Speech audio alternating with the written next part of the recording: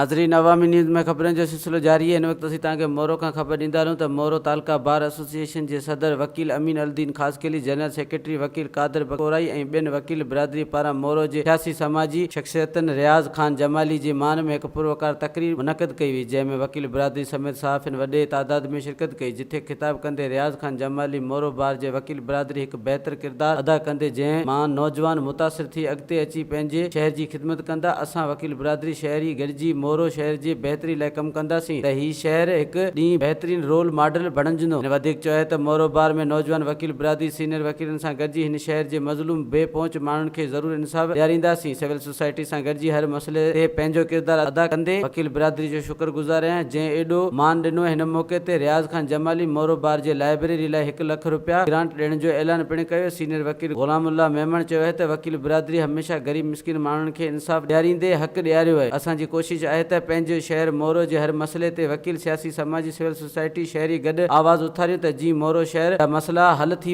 सघनि। हिन चयो त वकालत हिकु अहम शोबो आहे। असां वकील हर पासे खां जुड़ी ख़िदमत कंदा रहूं था। मोरो बार जे सदर अमीन अलदीन ख़ासकेली चयो त असां वकील सिविल सोसाइटी, सियासी, समाजी, शहरी, सहाफ़ी, मज़लूम, बेपहुच माण्हुनि जे गॾु आवाज़ आहियूं। गॾिजी इन्हनि जी ख़िदमत करण जो जज़्बो रखूं था। सभु गॾिजी सिंध जे मुस्तक़बिल लाइ तइलीम, सिहत समेत ॿियनि सहूलियतूं ॾियण में किरदारु अदा कंदासीं। मोरो बार में हमेशा जजनि साहिबनि वकील बिरादरी जा प्रोग्राम थींदा आहिनि, पर हाणे असांखे वधीक कोशिशि कंदे सिविल सोसाइटी खे मान ॾींदे ही पहिरियों प्रोग्राम रखंदे रियाज़ खान जमाली खे मान ॾिनो आहे, छाकाणि त जमाली ख़ानदान जूं मोरो शहर ऐं शहरनि लाइ तमामु घणियूं ख़िदमतूं आहिनि, जेके कॾहिं बि नथियूं विसारे सघजनि। हिन चयो त असांजे वकील बिरादरी तमामु घणी आहे, जंहिंखे बिल्डिंग जी सख़्तु ज़रूरत आहे, पर हुन खां अॻु असां बार में लाइब्रेरी जो बुनियादु रखणु चाहियूं था, जेको मक़सदु जल्द पूरो थींदो, जंहिं में सभिनी जे साथ जी बि सख़्तु ज़रूरत आहे। हुन खां अॻु मोरो बार जे वकील बिरादरी आयल महिमान खे गुलनि जा हार पाराए सिंध जी सूखड़ी, अजरक ऐं टोपी तोहफ़े में पेश कयूं, जॾहिं त मोरो बार जे जनरल सेक्रेटरी कादिर बख्श कोराई रियाज़ खान जमाली खे बोस्की जो पटको पहिरायो वियो। वधीक ख़बरनि ऐं तफ़सील लाइ विज़िट कयो अवामी न्यूज़ फेसबुक पेज,